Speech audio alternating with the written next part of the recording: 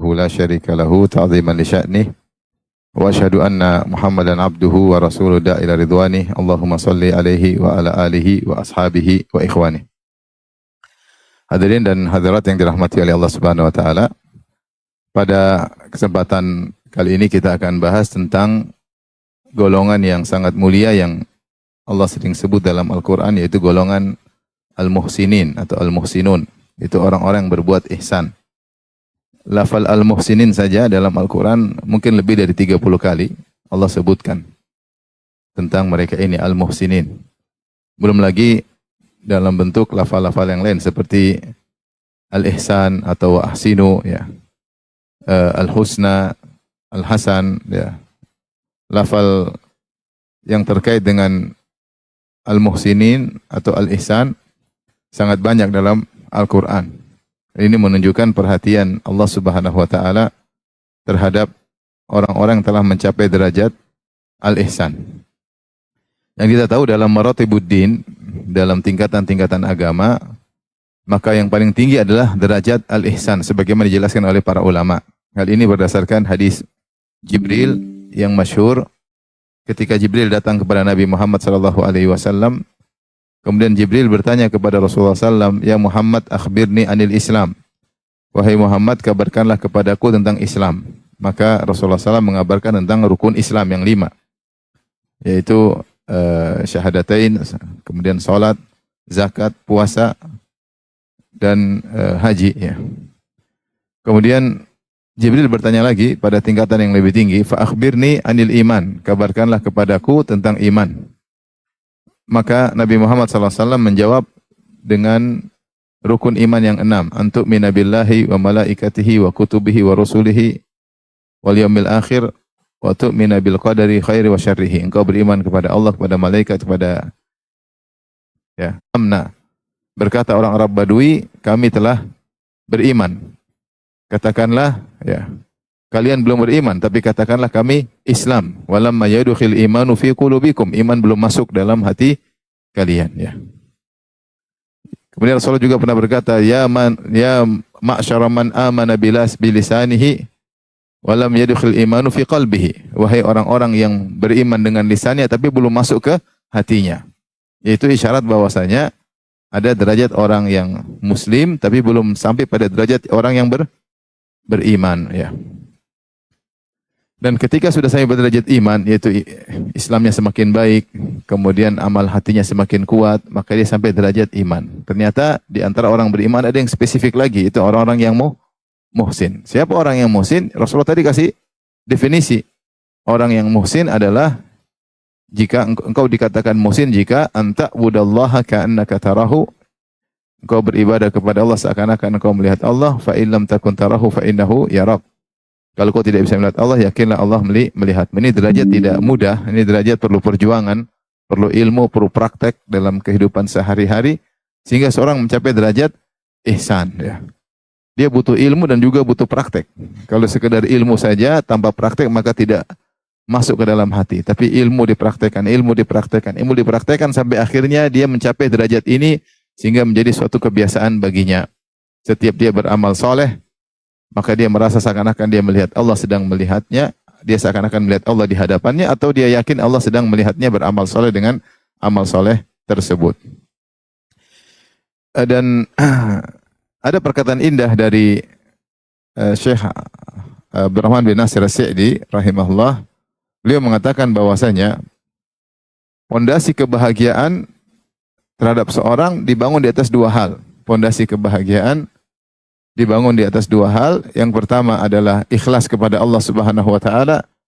Yang kedua, al-ihsan ilal khalq, berbuat baik kepada sesama manusia. Siapa yang mengumpulkan 2 hal ini dalam ibadah, dia sangat ikhlas dan dia sangat peduli kepada orang lain, dia membantu orang lain, maka dia telah mencapai puncak kebahagiaan. Oleh karena orang paling bahagia adalah para nabi. Orang paling bahagia adalah para nabi. Nabi Muhammad SAW adalah orang yang paling bahagia karena dia sangat ikhlas dalam beribadah dan sangat membantu sesama manusia, sangat bantu para sahabat. Dan itulah kebiasaan para nabi. Lihatlah Nabi Isa alaihissalam ketika dia masih kecil berbicara, dia berkata, wa ja'alani mubarakan aina ma kuntu. Allah menjadikan aku berkah dimanapun aku berada. Dan di antara tafsiran berkah, Nabi Isa disebut berkah, yaitu mu'alliman lil khair wa qada'an li hawaijin nas. Beliau suka mengajarkan kebaikan dan suka memenuhi kebutuhan orang, suka membantu kebutuhan orang lain. Ini sifat para nabi. Lihatlah Nabi Musa alaihissalam ketika dia dalam kondisi kelaparan sampai di kota Madian, walamma warada ma'a Madian wajada alaihi ummatan minan nas wa wajada min dunihim ra'ataini tadhudan. Ketika dia sampai di sebuah mata air di sumur, dia lihat orang-orang pada ambil air, ternyata dua wanita ada yang nahan-nahan kambing mereka tidak ikut ambil air. Maka Nabi Musa langsung, ini para nabi seperti suka menolong orang lain, langsung dia terpanggil, dia mengatakan, ma khatbukuma, apa yang buat kalian tidak mengambil air? Qala ta'ala naskhi hatta yusdira ri'a wa abuna syekhun kabir.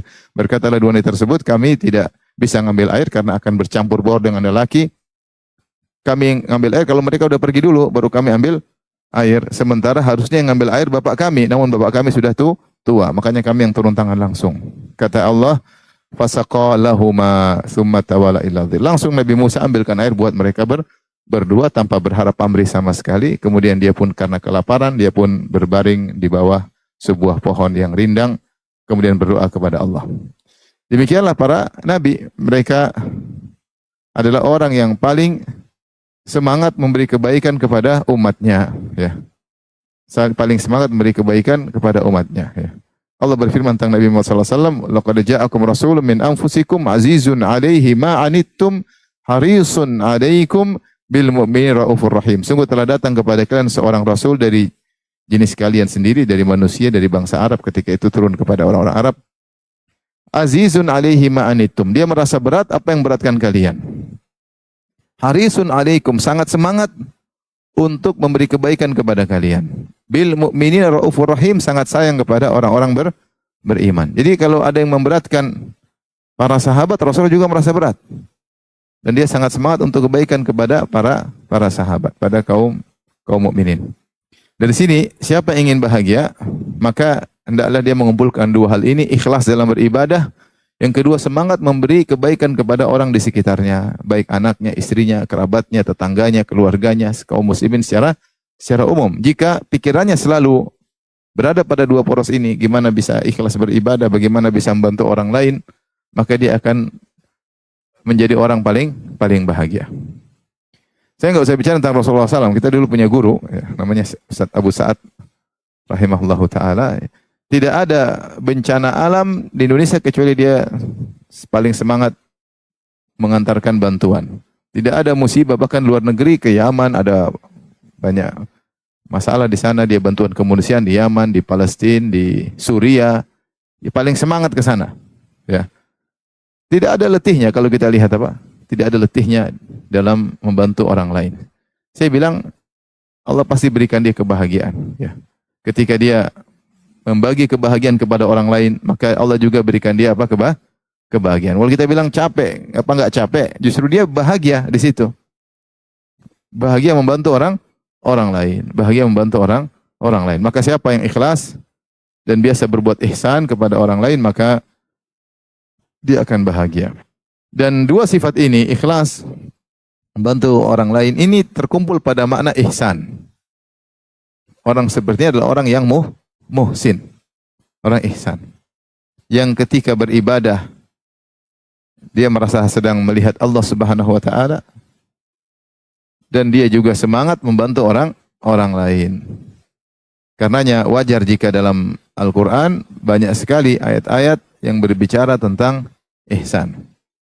Ya, wa ahsinu, berbuat baiklah kalian, berihsanlah kalian.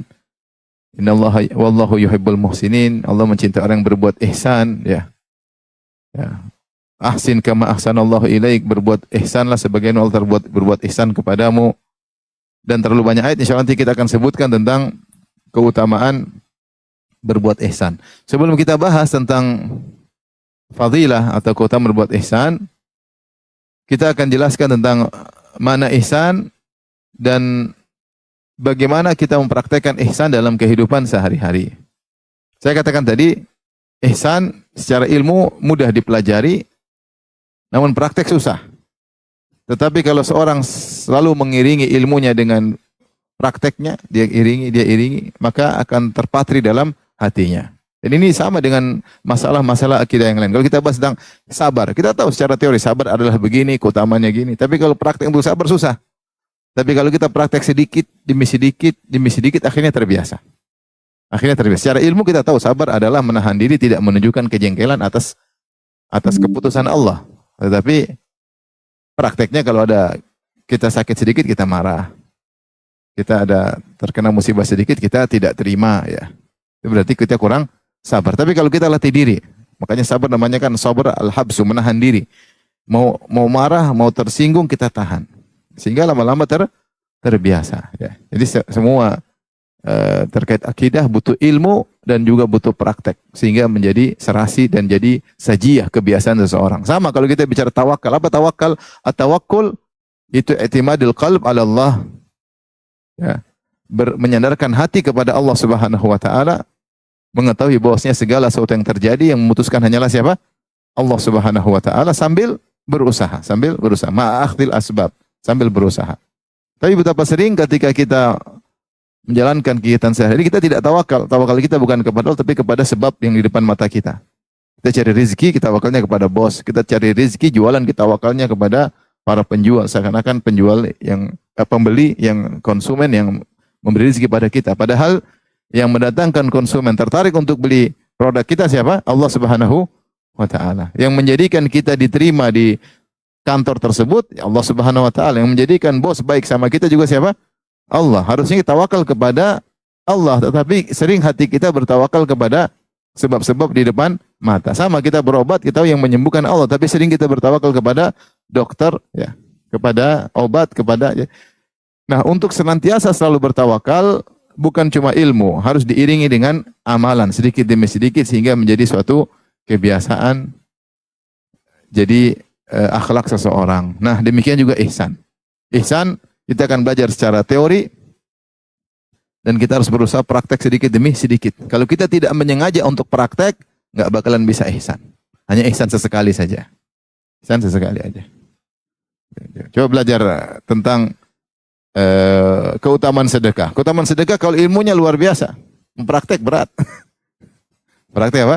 Berat. Kalau nggak dipaksa nggak bisa. Kalau paksa lama-lama jadi kebiasaan. Lama-lama ketagihan. Kalau punya duit banyak, engkau nggak habis ya. Ketagihan. Pingin apa? Sedekah. Tapi kapan ketagihannya? Saya itu butuh ilmu serta praktek sehingga menjadi sajiyah, sudah menjadi perangai, menjadi kebiasaan.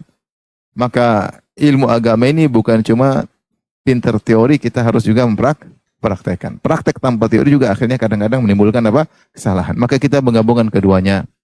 Ya. Itulah doa yang sering kita berdoa, ihdinas siratal mustaqim, siratal ladzina an'amta 'alaihim ghairil maghdubi 'alaihim waladdallin. Amin. Maknanya ya Allah tunjukkanlah aku jalan yang lurus. Apa itu siratal mustaqim? Yaitu yang menggabungkan antara ilmu dan amal. Bukan jalan-jalan orang yang kau murkai dan orang yang sesat. Apa yang orang murkai? Yaitu Yahudi. Yang berilmu tidak beramal. Dan yang sesat, Nasara, yang beramal tidak berilmu. Yang beramal tidak berilmu. Nah, kita ketika membahas permasalahan akidah, apapun masalah keimanan, bukan cuma teori, kita berusaha mempraktikkan dalam kehidupan sehari-hari. Sekarang kita bahas salah satu tingkatan maratibuddin, tingkatan agama yang paling tinggi, yaitu namanya ihsan. Ihsan. Saya sudah katakan tidak semua orang muslim beriman dan tidak semua orang beriman mencapai derajat apa? Ihsan. Sekarang kita bicara teorinya. Untuk kita praktek dalam kehidupan sehari-hari. Karena ternyata majal atau apa ya, ranah ihsan itu sangat luas. Ranah ihsan sangat luas. Rasulullah bersabda ketika ditanya malaikat Jibril yang menjelma jadi Arab Badui, dia berkata, "Ya Muhammad, akhbirni anil ihsan." Wahai Muhammad, kabarkanlah kepadaku tentang apa itu ihsan. Siapa sih orang muhsin itu? Maka Rasulullah berkata, "Anta'budallaha ka'annaka tarahu." Engkau beribadah seakan-akan kau melihat Allah. Fa illam takun tarahu fa innahu yarak. Kalau kau tidak melihat Allah, maka yakinlah Allah melihatmu. Sini Rasulullah sebutkan dua tingkatan. Kau beribadah seakan-akan sedang berhadapan dengan Allah Subhanahu wa taala. Tentunya kita tahu di dunia kita enggak bakalan bisa melihat Allah. Makanya Rasulullah mengatakan seakan-akan engkau melihat Allah. Namun kau tidak bakalan bisa melihat. Karena Allah Subhanahu wa taala Maha agung, mata kita tidak mampu untuk melihat Allah. Jangankan Allah, sekarang banyak yang tidak bisa kita lihat. Malaikat tidak bisa kita lihat, matahari tidak mampu kita lihat lama-lama. Banyak hal yang kita tidak mampu melihatnya. Makanya ketika Nabi Musa berkata, Rabbi arini anzur ilaik, ya Allah, aku ingin lihat engkau.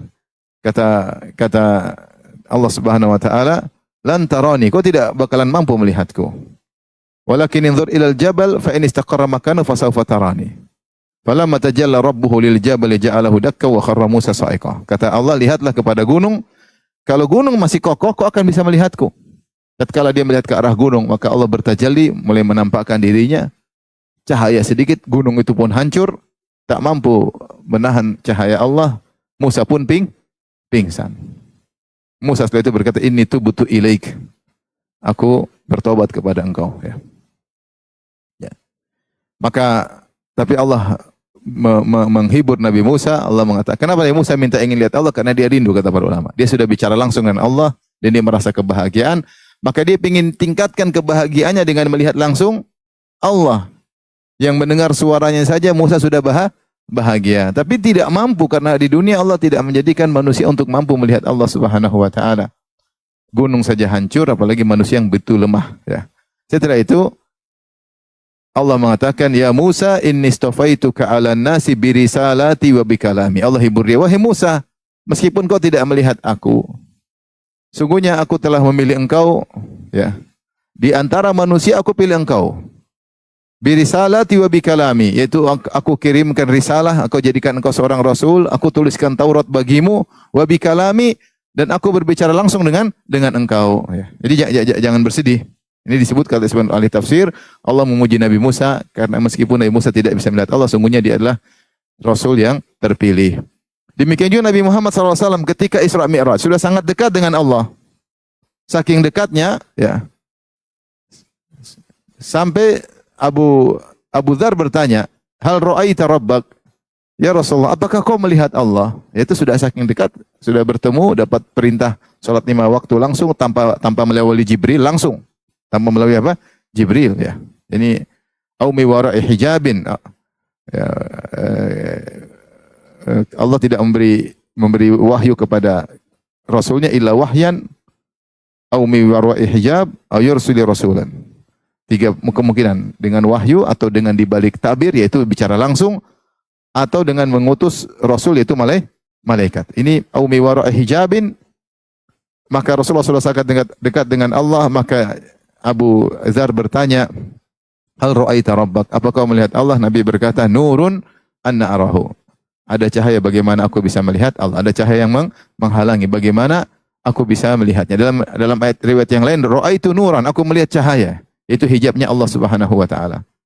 Saking dekatnya Nabi dengan Allah Subhanahu wa taala. Tetapi pada hari kiamat kelak, ketika manusia dibangkitkan dan dimodifikasi oleh Allah dengan kemampuan fisik yang berbeda, ya. Sebagaimana manusia akan dibangkitkan di padang mahsyar dengan matahari jarak 1 mil, mereka kuat. Sebagian penghuni neraka disiksa tidak mati-mati, artinya mereka dibangkitkan dan dimodifikasi oleh Allah. Di antaranya penghuni surga dipersiapkan oleh Allah dengan mata yang baru yang mampu untuk melihat keindahan Allah Subhanahu wa taala. Makanya Allah berfirman, lilladzina ahsanul husna wa ziyadah. Bagi orang yang berbuat ihsan, dia akan mendapatkan surga dan tambahan. Ziyadah ditafsirkan oleh dalam hadis-hadis yang sahih, maksudnya melihat wajah Allah. Dan itulah puncak kelezatan di surga, memandang wajah Allah Subhanahu wa taala berhadap-hadapan. Kata Nabi SAW, innakum satarawna rabbakum yaumal qiyamah iyanan kama tarawnal qamara lailatal badri la tudhamuna fi ru'yati. Kalian benar-benar pada hari kiamat kelak akan melihat Allah dengan mata kalian, itu berhadap-hadapan. Sebagaimana kalian melihat rembulan purnama, rembulan di malam bulan purnama. La tudhamuna fi ru'yatihi. Kalian tidak akan saling desak-desakan. Karena yang dipandang di atas beda, kalau yang dipandang di depan tentu akan ada yang tinggi susah, tapi yang dipandang di atas semua bisa melihat dengan mudah. Itu nanti, sekarang kita nggak mungkin melihat Allah Subhanahu wa taala karena kemampuan fisik kita tidak mampu, ya. Tapi di akhirat nanti lihat jin, lihat malaikat, penghuni neraka lihat iblis. Selama ini cuma cerita dengar jin-jin doang, akhirnya ketemu nanti sama iblis. Mudah-mudahan kita nggak ketemu, ya. Yang ketemu berarti di neraka jahanam. Tapi mata sudah berbeda, ya. Fabasaruka yauma hadid. Bahkan Allah menyebut orang begitu meninggal matanya jadi tajam. Fabasaruka yauma hadid. Pandanganmu ketika meninggal dulu jadi apa tajam. Orang sudah meninggal dia melihat malaikat maut, dia melihat malaikat ini beda. Oleh karenanya saya ingin sampaikan ini sekedar masalah akidah bahwasanya di dunia kita enggak mungkin lihat siapa? Allah. Tapi di akhirat kalau masuk surga akan bisa melihat Allah dengan penuh keindahan, dengan penuh pengharapan, dengan penuh rasa cinta. Maka Nabi mengatakan, ya, ihsan anta budallaha ka'annaka tarahu. Engkau beribadah kepada Allah seakan-akan kau melihat apa? Allah. Jika kau di surga, kau melihat Allah, tentu kau dengan begitu bahagia, dengan penuh pengharapan, dengan penuh harapan kasih sayang Allah Subhanahu wa taala, dengan penuh mencintai Allah. Beribadahlah seperti itu, seakan-akan kau melihat siapa? Allah. Tapi yang bisa seperti itu tidak susah. Menghadirkan seperti itu ketika beribadah susah. Makanya Rasulullah sebutkan derajat di bawahnya yang juga masih ihsan.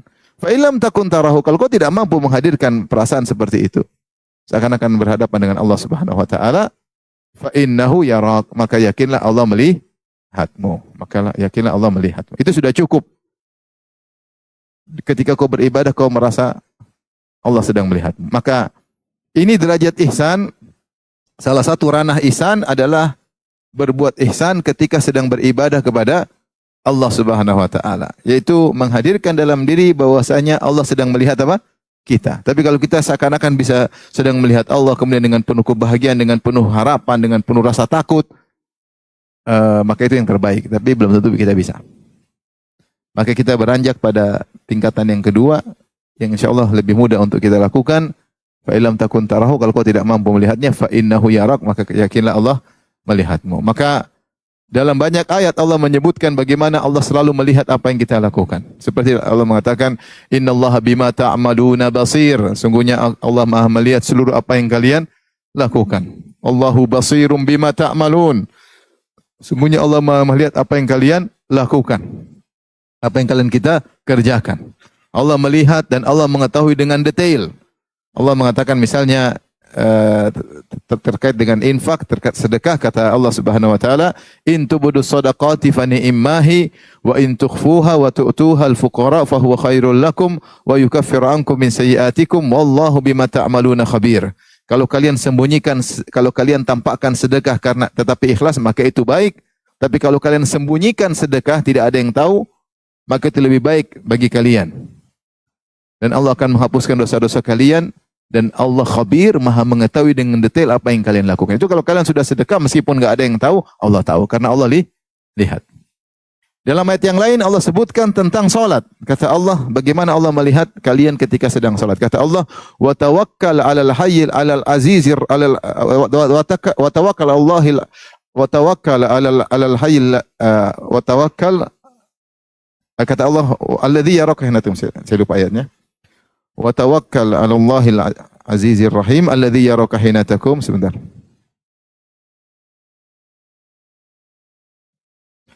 Kata Allah Subhanahu wa taala, wa tawakkal 'alal azizir rahim. Benar. Wa tawakkal 'alal azizir rahim. Bertawakallah kepada Al-Aziz Ar-Rahim, yang maha perkasa lagi maha penyayang. Siapa yang maha perkasa lagi maha penyayang tersebut? Alladzi yaraka hina taqum, yang melihat engkau ketika kau berdiri sedang salat. Ini Allah menggunakan fi'il mudhari, yaitu present tense, yaitu Allah sedang melihat engkau.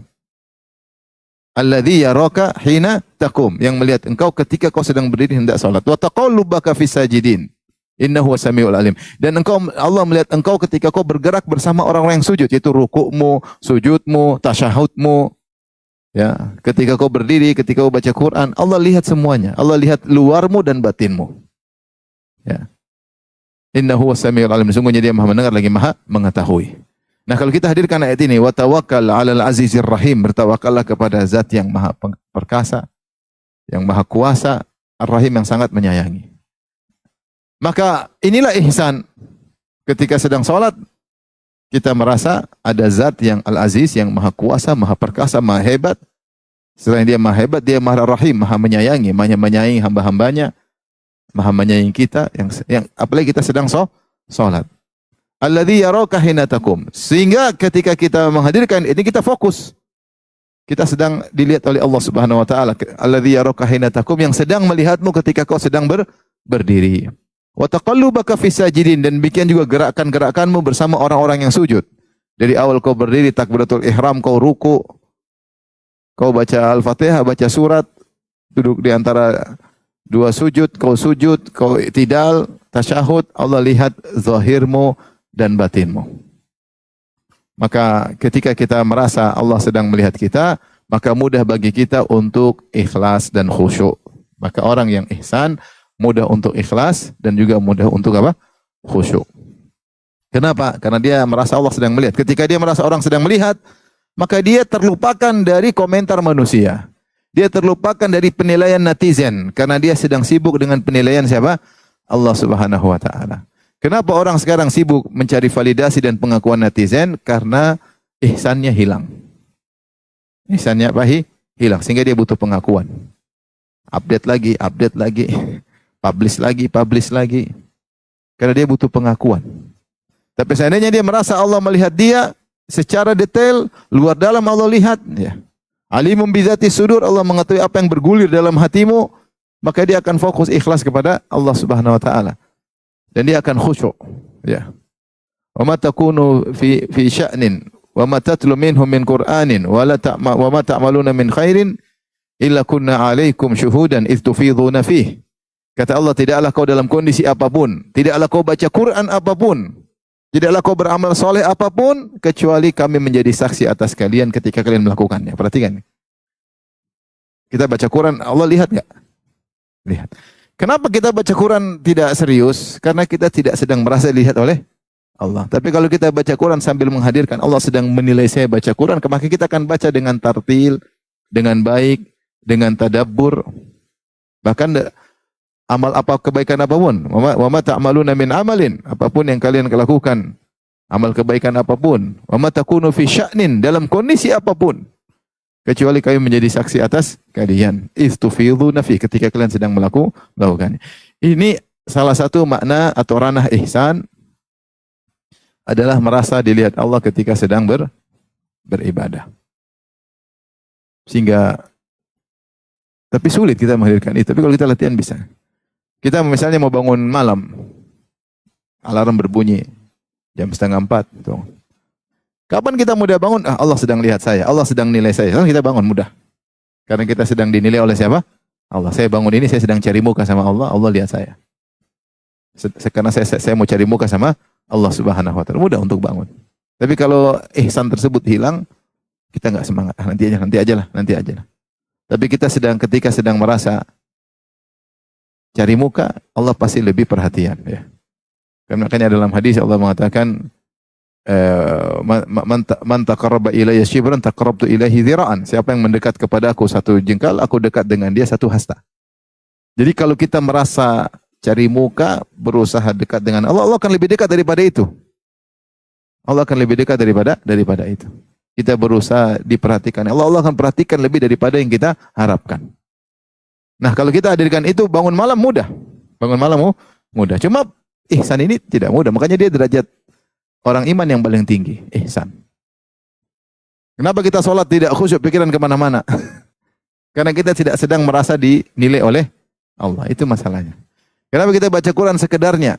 Karena kita tidak merasa dilihat oleh Allah Subhanahu wa ta'ala. Sudah terbiasa mencari validasi dari netizen. Sudah terbiasa mencari pengakuan dari manusia. Maka ranah paling utama dalam ihsan adalah beribadah dengan merasa dilihat oleh Allah Subhanahu wa taala. Ini ranah ihsan. Ranah kedua ini secara umum ibadah kita kepada Allah. Yang kedua ranah ihsan adalah ibadah kita terkait muamalah dengan manusia, dan ini pembahasannya panjang, ranahnya sangat luas. Jadi kalau kita bisa bagi ihsan itu 2. Ihsan ilallah fil ibadah dan ihsan ilal khalq fil muamalat. Ihsan kepada Allah yaitu dengan kita beribadah dengan merasa sedang melihat Allah atau sedang dilihat oleh apa? Allah. Yang kedua, berbuat baik kepada sesama manusia. Ketika kita bersedekah, ketika kita berbakti sama orang tua, ketika kita berbuat baik kepada istri, ketika kita mengurus anak-anak, ketika kita berdagang, Ketika bahkan kepada hewan, ketika kita ngurus kucing, ketika kita ngurus hewan yang kita miliki, semuanya kita berbuat ihsan kepada makhluk, tetapi tetap menghadirkan bahwasanya ketika kita sedang bersedekah, kita yakin Allah sedang melihat. Dan ini sangat memudahkan kita untuk ikhlas. Misalnya, ketika kita berbakti sama orang tua, hadirkan dalam diri kita bahwa saya berbakti kepada orang tua karena perintah siapa? Perintah Allah. Kemudian saya memberi hadiah kepada orang tua, saya menolong orang tua karena Allah sedang melihat saya melakukannya. Sehingga ketika itu kita benar-benar ikhlas dan kita tidak butuh pamrih dari orang tua. Ketika kita berbuat baik, misalnya kita sedekah kepada kerabat atau kepada orang miskin di jalan, atau kita datang kepada seorang yang sedang dalam penderitaan, kita bantu dia. Hati kita, ya Allah, inilah saya bermuamalah dengan dia, tapi hakikatnya saya sedang bermuamalah dengan Engkau. Kalau Kau sudah lihat saya melakukan, sudah selesai urusan. Sudah selesai urusan. Ya. Wa ma taf'alu min khairin fa innallaha bihi alim. Apapun perbuatan yang kalian lakukan kebaikan, sesungguhnya Allah Maha mengetahui. Wa ma tunfiqu min syai'in fa innallaha bihi alim. Apapun yang kalian infakkan, sesungguhnya Allah Maha mengetahui. Allah sampaikan dalam banyak ayat. Ya. Sungguhnya Allah mengetahui, sungguhnya Allah mengetahui. Sehingga yakinlah muamalahmu bukan dengan orang itu, tapi muamalah dengan siapa? Allah. Karena kau tahu Allah sedang melihatmu.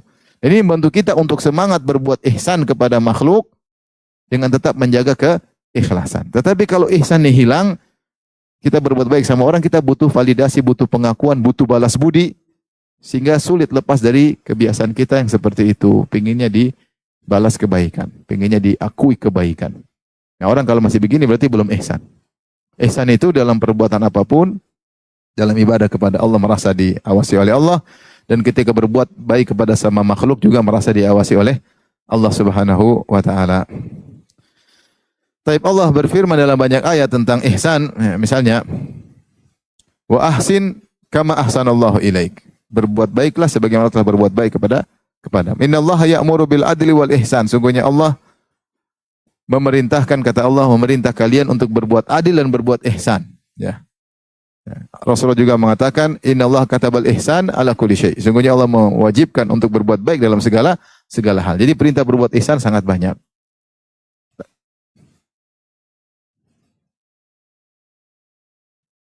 Taib. Di antara bentuk-bentuk ihsan, ya, seperti ihsan dalam berbakti kepada kedua orang tua, ya. Kata Allah, wabil walidaini ihsana wa bidzil qurba wal yatama wal masakin. Ini Allah sebutkan, dan kepada kedua orang tua berbaktilah ihsana dengan sebaik-baiknya. Dengan berbuat ihsan, ya. Berbuat ihsan. Ini antara bentuk ihsan, berbuat baik kepada orang terdekat kita yang punya jasa tidak mungkin kita balas, yaitu berbakti kepada kedua orang tua. Nah, kalau kita hadirkan ihsan, kita berbuat baik sama orang tua, mau dia ngomel, mau dia apa, kita sabar. Karena yang perintahkan kita berbakti kepada orang tua siapa? Allah. Dan ketika kita sedang berbakti, kita tahu Allah sedang melihat. Sehingga kita enggak butuh validasi dari orang tua. Sebagian orang, subhanallah, ya Ustaz, saya sudah berbakti sama orang tua, saya tidak pernah dianggap. Ya sudah, kau tidak perlu anggapan dari orang tua. Yang penting Allah yang menganggap. Bahkan saya sudah berbakti sama orang tua masih mendahulukan kakak saya, mendahulukan adik saya.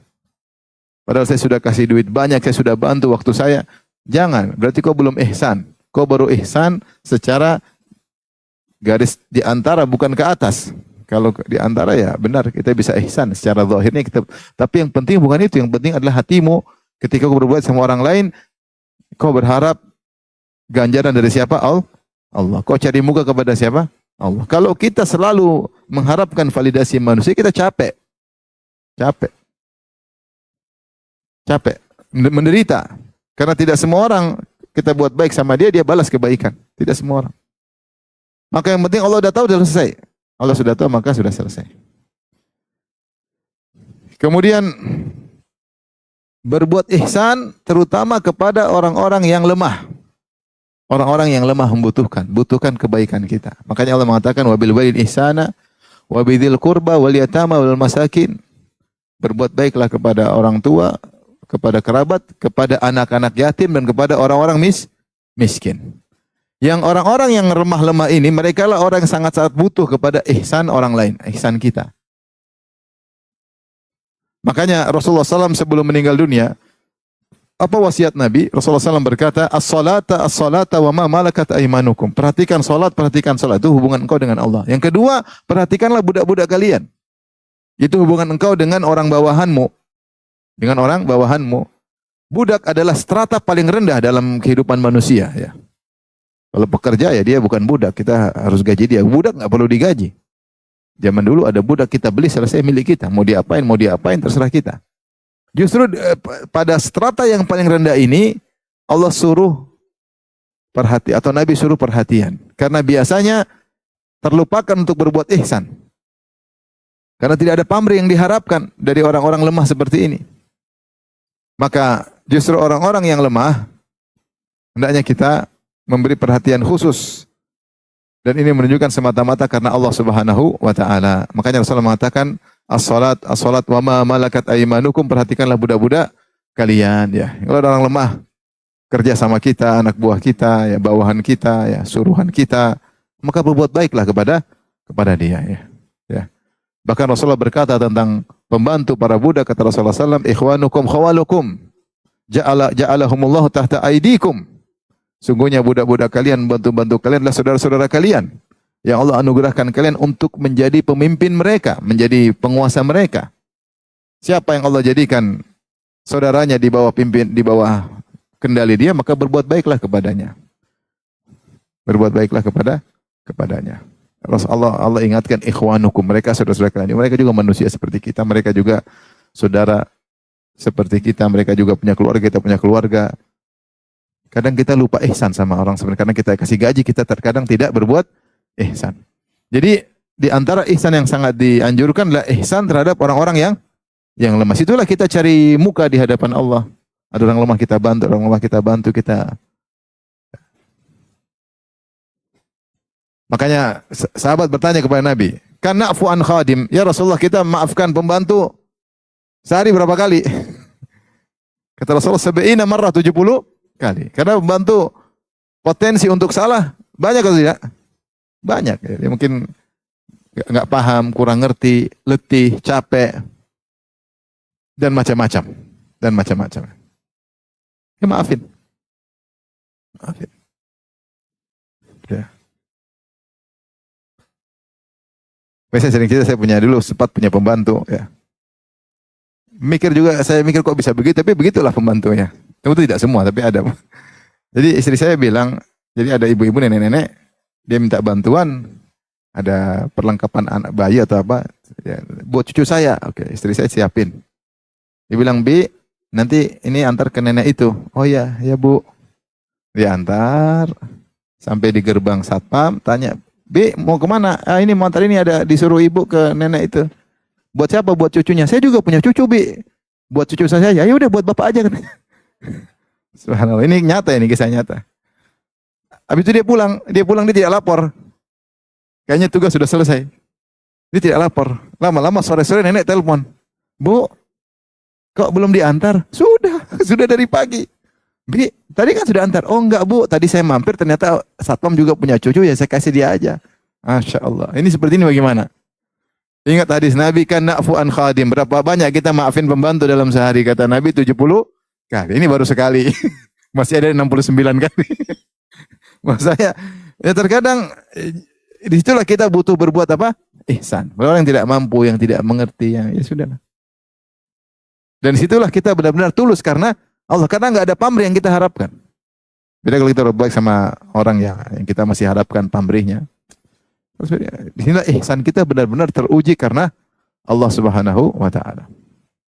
Ini salah satu ranah kita berbuat ihsan kepada orang-orang lemah. Saya ingat kembali, senantiasa kita menghadirkan muamalah kita sungguhnya bukan dengan orang tersebut, tapi muamalah kita dengan siapa? Allah. Kapan Allah tahu selesai urusan? Kapan Allah tahu kita menunaikan amal tersebut dengan sebaik-baiknya, maka sudah selesai, cukup. Ya. Taib. Dan ranah ihsan juga secara umum, kalau kita berbuat baik, istilahnya, kalau orang Arab mengatakan, kalau kau berbuat baik, kamil, sempurnakan perbuatan baikmu. Jangan tanggung-tanggung. Kalau kau sudah berbuat baik, jangan setengah-setengah. Ya. Makanya Rasulullah mengatakan, Innallaha yuhibbu idza amilal abdu amalan an yutqinahu. Sungguhnya Allah suka jika seorang hamba melakukan suatu amalan, maka dia kerjakan dengan profesional, dengan sempurna, dengan sebaik-baiknya. Dalam ibadah kita, kalau ibadah, salat ya serius. Toh kita salat 5 menit, 5 menit, 3 menit, 3 menit. Daripada salat pikiran kemana-mana, salat serius. Allahu Akbar, serius semua doanya. Sehingga ketika kita zikir, baca doa, salat kita sebaik mungkin yang bisa kita lakukan. Toh waktunya sama. Mau 5 menit, 5 menit, mau berapa menit, sama saja. Pikiran sambil melayang dengan pikiran fokus, waktunya sama saja. Kalau gitu, fokuslah ketika beribadah. Ya. Ketika kita berbuat baik, misalnya kepada siapapun, usahakan jangan tanggung-tanggung. Kalau kita bisa lakukan kebaikan tersebut dengan sempurna, lakukan. Ada orang sakit, kita bisa bantu sampai dia sembuh, lakukan. Beda kalau kita nggak mampu. Mumpung Allah membuka hati kita untuk berbuat baik sama orang, kita bantu dia sampai selesai. Sehingga amalan kita sempurna. Allah suka seperti itu. Kalau bantu tidak tanggung-tanggung, tapi selesaikan secara sempurna.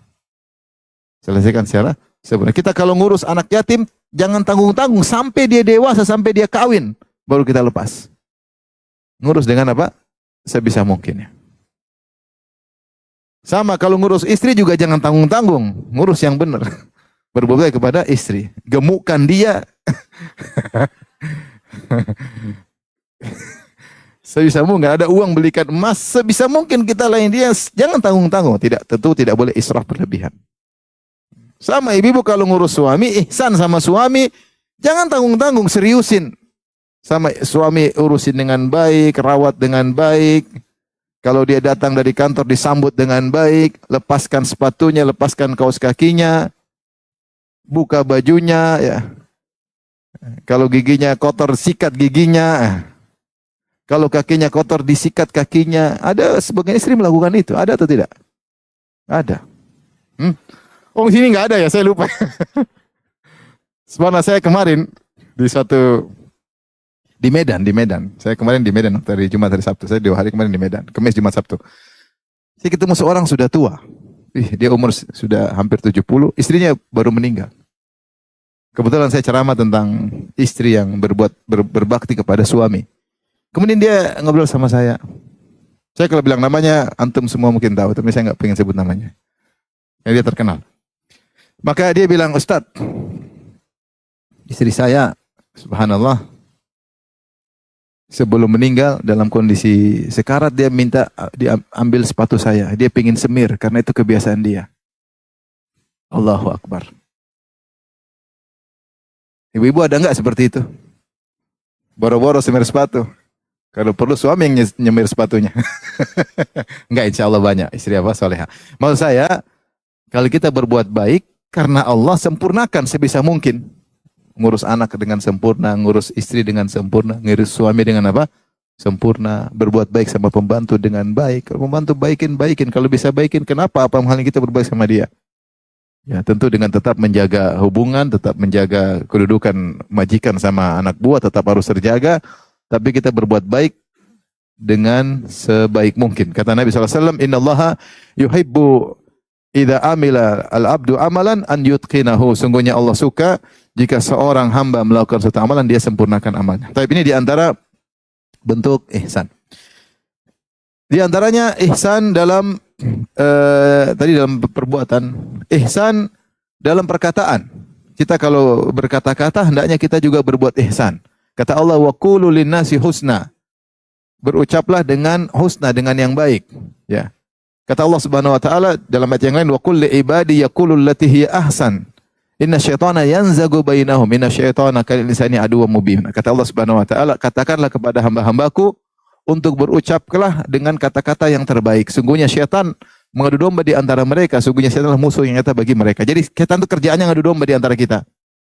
Dalam hadis kata Nabi sallallahu alaihi wasallam, inna syaitan qad ayisa an ya'budahul musallun fi jaziratil Arab walakin fit tahrishi bainahum. Setan sudah putus asa untuk disembah orang-orang yang rajin salat di jazirah Arab, tetapi setan tidak pernah putus asa untuk mengadu domba. Di antara mengadu domba yang paling mudah adalah membuat orang bicara sembarangan, sehingga terjadi adu domba di antara hamba-hamba Allah Subhanahu wa taala. Maka Allah mengatakan wa qul li ibadi yaqulu allati hi ahsan. Katakanlah kepada hamba-Mu untuk mengucapkan kata yang terbaik. Nah, kita kalau berucap sedang ngetik di grup atau kirim WA kepada istri atau istri kepada suami atau bicara, pilihlah kata-kata karena Allah. Pilih diksi yang terbaik. Kalau ada 5 diksi semua baik, pilih yang terbaik di antara 5 diksi ini. Dan ini hanya bisa kita lakukan kalau kita sampai pada derajat ihsan. Saya mau ngetik, saya mau ngomong, Allah sedang lihat saya. Maka saya pilih diksi yang terbaik. Kenapa masalah rumah tangga banyak kacau? Karena suami tidak memilih diksi, istri juga tidak memilih apa? Diksi. Apalagi berusaha menyakiti lawan pasangannya. Apa yang buat istri saya paling jengkel? Nah ini, bahasa ini nih. Nah, ini bikin jengkel lah. Istri juga gitu. Apa yang bikin suami paling jengkel? Nah ini pilihlah perkataan yang paling buruk. Sungguhnya setan teman kalian. Yang Allah bilang bukan begitu. Allah mengatakan pilihlah perkataan yang terbaik. Sungguhnya hati-hati setan mengadu domba di antara kalian. Siapa sih yang paling suka diadu domba oleh setan? Suami istri. Kawan dengan kawan masih kurang. Ustadz dengan murid masih kurang. Tetangga sama tetangga masih kurang. Setan paling hobi mengadu domba antara suami dan apa? Istri. Oleh karenanya ketika kita berucap, pilihlah diksi yang terbaik. Kalau kita lupa, kita mau ucapkan kata-kata yang buruk, ingat ihsan. Allah sedang melihat saya ketika saya mau berbicara. Allah melihat saya ketika saya akan menulis ucapan. Buang ego, buang kesombongan, buang dendam karena Allah Subhanahu wa taala. Ini namanya ihsan dalam perkataan. Di antara ihsan dalam perkataan, ya, kata Allah, wa idza huyitum bi tahiyyatin fahayyu bi ahsana minha aw rudduha. Kalau ada orang mengucapkan salam kepadamu, maka balaslah dengan yang lebih baik. Orang ucapkan Assalamualaikum sambil senyum, kita jawab dengan senyum lebih hangat, kita jawab Waalaikumsalam warahmatullahi wabarakatuh. Dalam ucapan juga kita pilih yang terbaik. Demikian juga dalam dakwah. Kata Allah Subhanahu wa taala, "Ud'u ila sabili rabbika bil hikmati wal mau'izatil hasanati wajadilhum billati hi ahsan." Berdoalah kepada Allah dengan hikmah, dengan bijak. Wal mau'izatil hasanah, dengan wejangan-wejangan yang baik. Bahkan ketika berdebat, wajadilhum billati hiya ahsan. Debatlah mereka dengan cara yang terbaik. Kalau kita semua karena Allah, kalau kita yakin Allah melihat kita, ini semua mudah kita lakukan. Cuma kenapa kita merasa berat? Karena derajat ihsan ini sering hilang dari diri kita. Sehingga kita melakukan semuanya berat. Kita mengedepankan ego, mengedepankan emosi, pingin ngalahin dia, pingin nyakitin hatinya, sehingga derajat ihsan pun hilang, sehingga kita sulit melakukan itu semua. Jadi secara umum ranah ihsan sangat luas ya. Membantu orang lain karena Allah sangat baik. Makanya dalam hadis kata Rasulullah SAW, khairun nasi anfa'uhum linnas. Sebaik-baik orang adalah paling bermanfaat bagi orang lain. Wa habbul a'mali ila Allah surun tudkhiluhu fi qalbil muslim. Dan amalan yang paling dicintai oleh Allah adalah rasa bahagia yang kau masukkan dalam hati seorang muslim yang lain. Atau tatruda anhu ju'an, kau hilangkan rasa laparnya. Atau taqdi anhu dainan, atau kau lunaskan hutangnya. Atau takshifa anhu kurbatan, atau kau hilangkan penderitaannya. La an amshiya ma akhin li fi hajati habu ilayya min an atakifa fi hadzal masjid syahran. Saya berjalan menemani kebutuhan saudara saya sampai selesai, lebih saya sukai daripada i'tikaf di Masjid Nabawi selama sebulan. Ini semua ihsan, berbuat baik kepada orang lain. Maka latih diri kita, hidup kita untuk ibadah. Di antara ibadah dengan ihsan. Kalau lagi sholat, ingat Allah melihat. Lagi baca Quran, wa matatlu min Qur'anin, wa matatlu minhu min Qur'anin. Apapun ayat yang kau baca, Allah lihat. Wa matakunu fi sya'nin, kau dalam kondisi apapun, Allah melihat. Wa ma ta'maluna min amalin, apapun yang kau kerjakan, Allah melihat. Ini Allah sebutin. Yang kedua, ketika kita sedang berbuat baik sama orang lain. Di antara majal ranah ihsan berbuat baik kepada tetangga. Kata Nabi SAW, "Man kana yu'minu billahi wal yawmil akhir falyuhsin ila jarihi." Siapa yang beriman kepada Allah hari akhirat, berbuat baiklah, berbuat ihsanlah kepada tetangganya. Cari, saya punya tetangga, saya ingin ihsan sama dia. Gimana caranya? Ya kirim kue lah, kirim makanan. Kalau ketemu salam sama tetangga. Kalau ada rezeki bagi-bagi ya. Rezeki bagi-bagi ya. Eh, ini adalah ranah-ranah ihsan ya. Tentunya masih banyak ranah-ranah ihsan.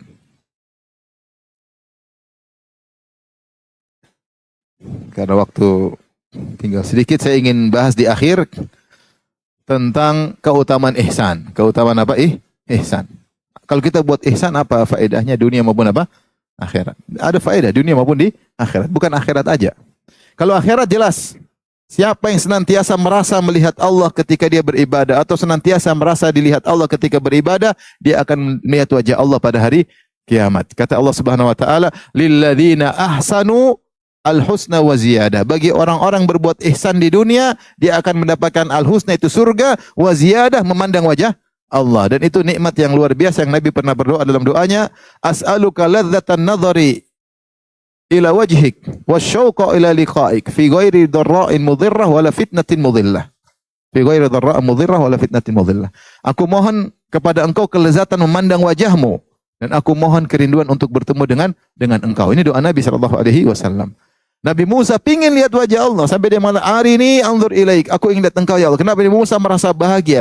Baru ngomong-ngomong langsung dengan Allah dia sudah bahagia luar biasa. Dia pingin kebahagiaan lebih, ingin melihat wajah Allah tapi belum waktunya. Belum apa? Waktunya. Al-jaza' min jinsil amal, balasan sesuai dengan perbuatan. Siapa yang selama ini beribadah merasa melihat Allah, maka Allah akan buat dia melihat Allah pada hari kiamat kelak dengan puncak yang merupakan puncak kelezatan di hari kiamat kelak. Ini salah satu balasan di akhirat, jadi puncak kenikmatan. Bahkan para ulama menyebutkan jika seorang sudah melihat wajah Allah, dia lupa dengan kenikmatan-kenikmatan surga yang lainnya. Bidadari pun dia lupa. Apalagi istri, lupa dah. Jadi mau saya, ini adalah puncak kelezatan. Siapa yang bisa meraihnya? Yang selama di dunia senantiasa merasa selalu dilihat oleh siapa? Allah.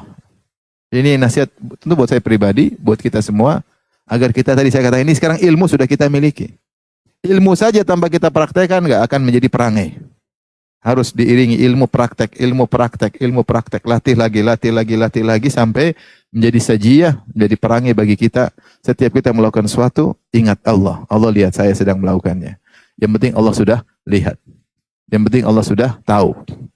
Innallaha bima ta'maluna basir. Allah Maha melihat apa yang kalian lakukan. Ya.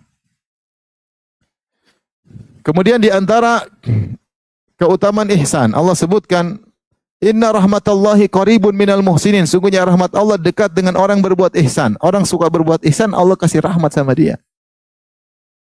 Allah sayangi dia.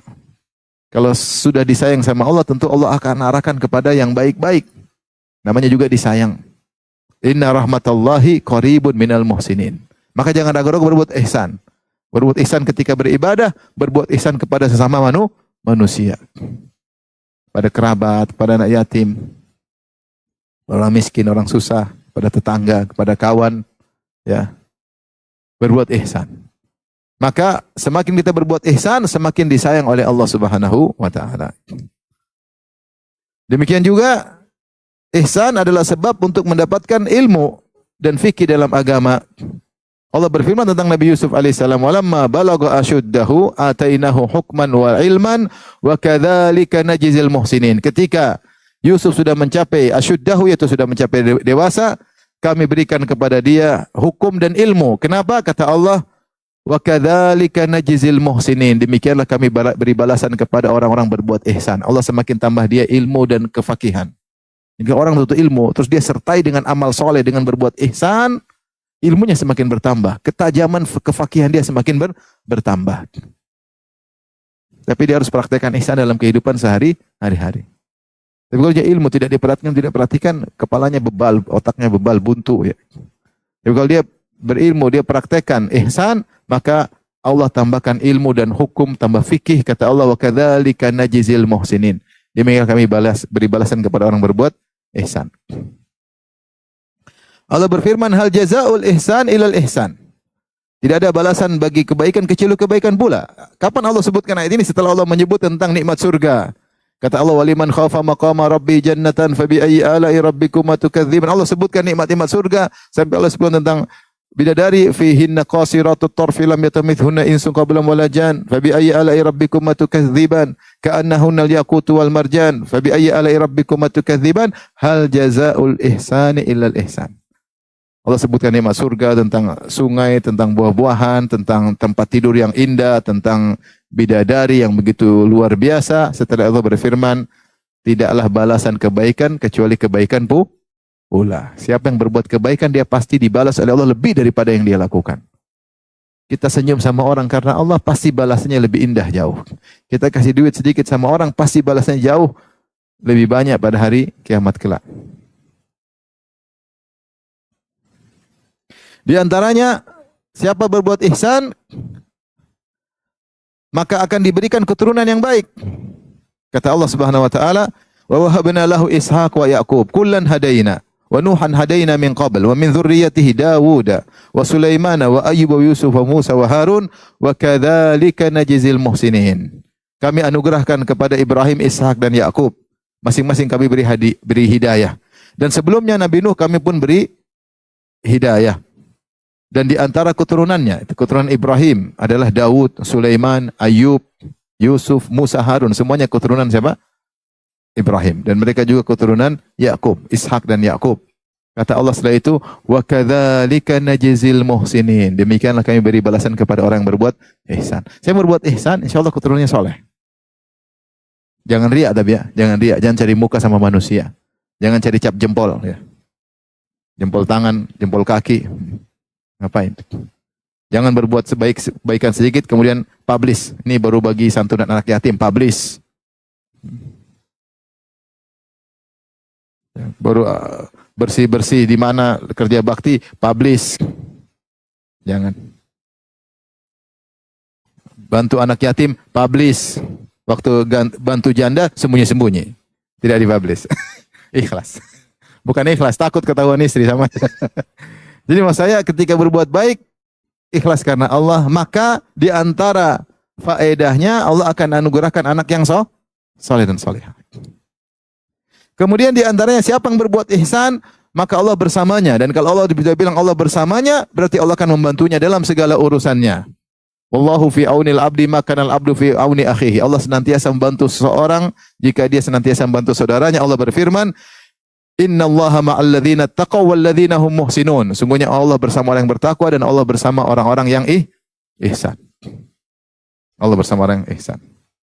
Allah akan tambahkan kebaikan jika dia sedekah, Allah tambah harta baginya. Apapun dia lakukan Allah akan tambah. Kata Allah, wa sanazidul muhsinin. Kami akan tambah kebaikan bagi orang yang berbuat baik. Akan diberi tambahan.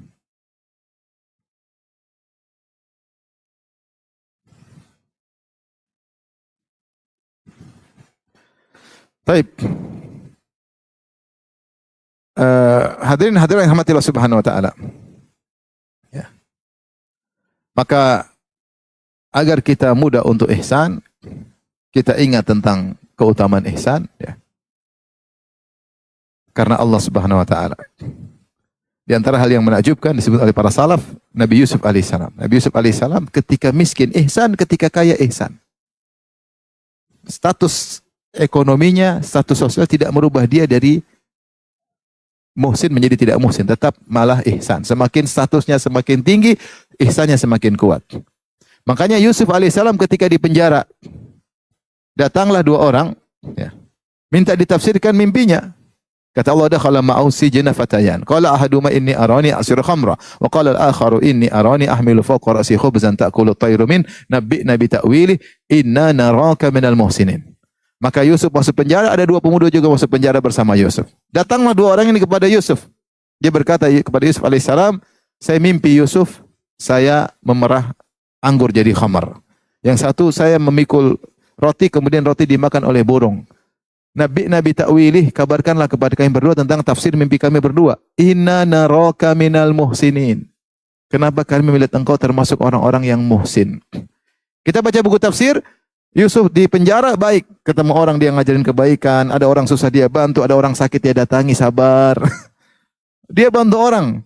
Kalau dia nggak bisa bantu, dia cari orang yang bisa bantu orang ini. Sampai orang semua senang sama Yusuf. Kalau kita baca buku tafsir, sampai ada yang sudah keluar penjara, pengen di penjara lagi. Supaya bisa bareng sama siapa? Yusuf, saking muhsinnya. Sehingga orang datang dua nanya, minta ditafsir. Apa sebab mereka minta ditafsirkan oleh Yusuf? Kata mereka, inna naraka minal muhsin. Kami lihat engkau orang baik. Dan orang baik kalau diminta tafsir mimpi, insya Allah tidak nolak. Karena kau baik, kalau baik pasti tidak nolak. Ada seorang datang kepada seorang ustadz, minta bantuan. Ustadznya nggak punya duit. Kata ustadznya, pertama, terima kasih sudah husnudzon sama saya. Dari sebanyak orang kau pilih saya untuk tapi saya tidak punya apa-apa ya. Tapi maksudnya dia tahu orang muhsin pasti konsekuensinya akan membantu. Dan itu kebiasaan Yusuf. Maka dia minta ditafsirkan mimpi. Ini ketika Yusuf miskin, status jadi di penjara, ternyata baik luar biasa. Taib, setelah dia jadi bangsawan, apakah berubah? Sombong, angkuh, OKB, orang kaya baru, lupa diri. Ya.